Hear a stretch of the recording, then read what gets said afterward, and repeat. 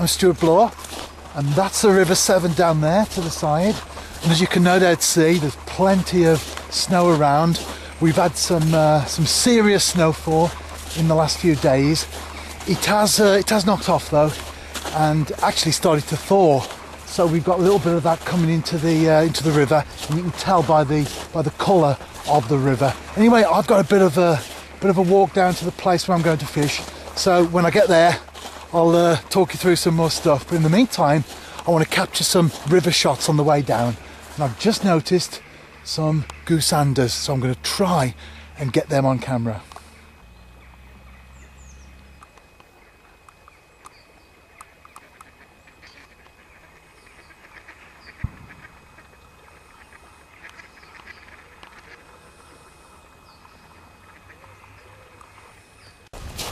Managed to get those on there, the gooseanders.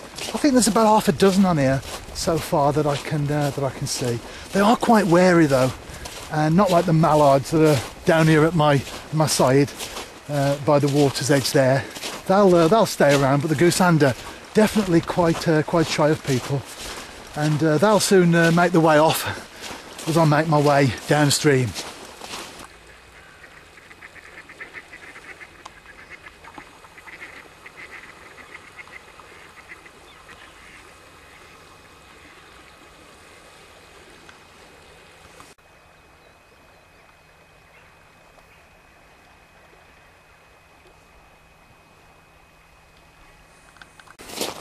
Hardly surprisingly, I've got the place to myself. Can't see any evidence whatsoever of another angler, and nothing on the car park. As I say, not surprising really. But I don't fish for bravado. I fish because I enjoy it. If you want to fish just to impress people that you come out in the cold weather, then that's a bit sad really. I fish because I'm just fanatical about my angling. But the thing is, when you come out to a place like this, you have to target the species, don't you? It's no good thinking, go on the Middle Severn. I expect the temperature to be 2 point something, and let's go for barbel. It's just not going to happen, is it? So, chub and roach and fish like that, grayling, although not, of course, here in the middle, they're the ones you go for when the conditions are like that. So, as I said earlier, chub for me today, and I'm very, very confident.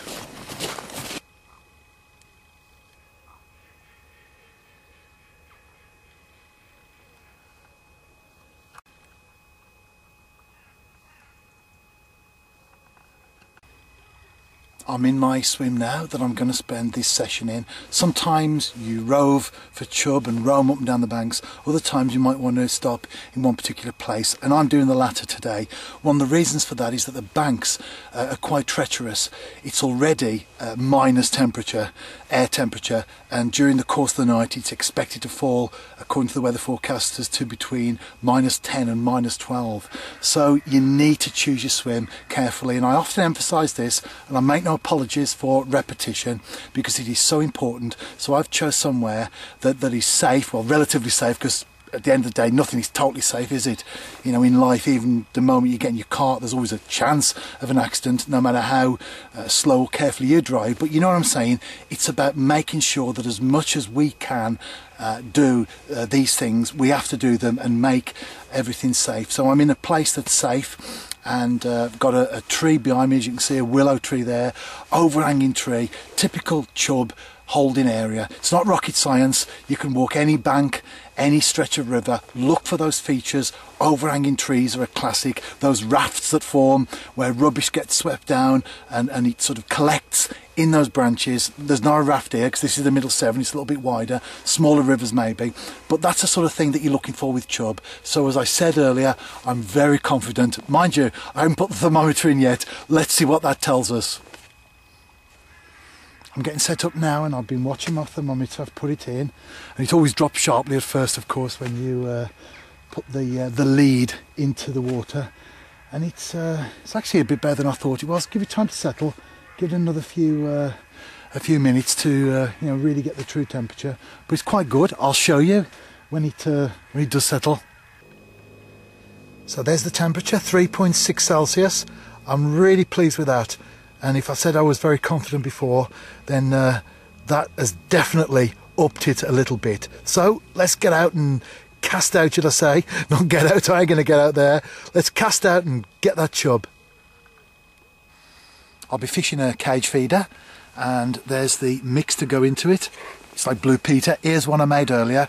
In there is some white crumb and also a few slices of bread, and I mixed them all in with some water previously, so it's a nice sloppy gooey mix. I'll add a bit more crumb to that just to firm it up a little bit, because it has to sit in the cage feeder and I want it to empty when it's on the bottom of the river, as opposed to the moment it hits it, it just gets washed downstream. So I'm going to put that in the cage feeder, some bread on the hook, cast out, and I'll keep saying it, but I'm confident of that chub.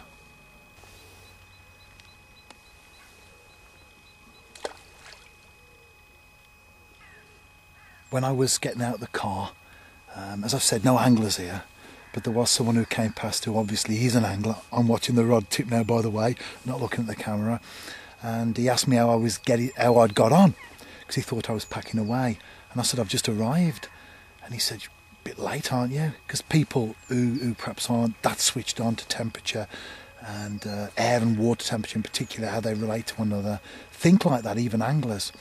And so for many fishermen, it's 3:30 now, it's 3:30 in the afternoon on a winter's afternoon, and I'm just casting out, just got my first cast out, 3:30 on an afternoon.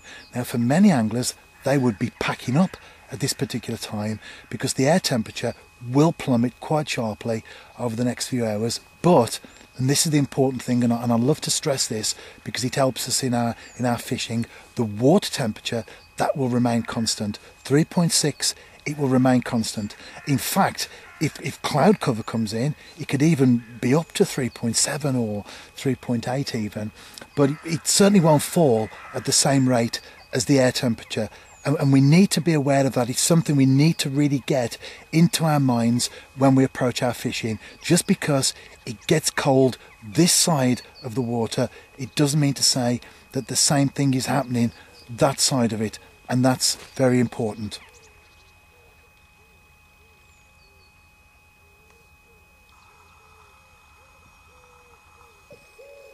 Let me show you my swim, in particular the spot where I'm fishing. As you can see, there's the tree, and out there you can see the faster water, and then to the bank from there it's quite slack, but the point where that meets, that's the crease there. I'm putting a bait just about actually on that spot there, so that's where I'm fishing. As you can see, the faster water meets the slack.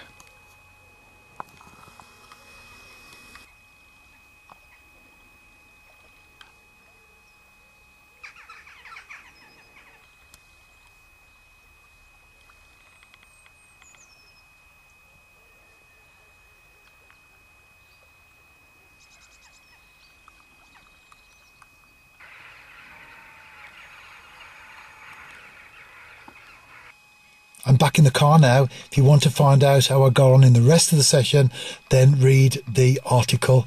The conditions took over, and although I carried on, the camcorder became prisoner to those conditions. So, ready to go now? Be seeing you.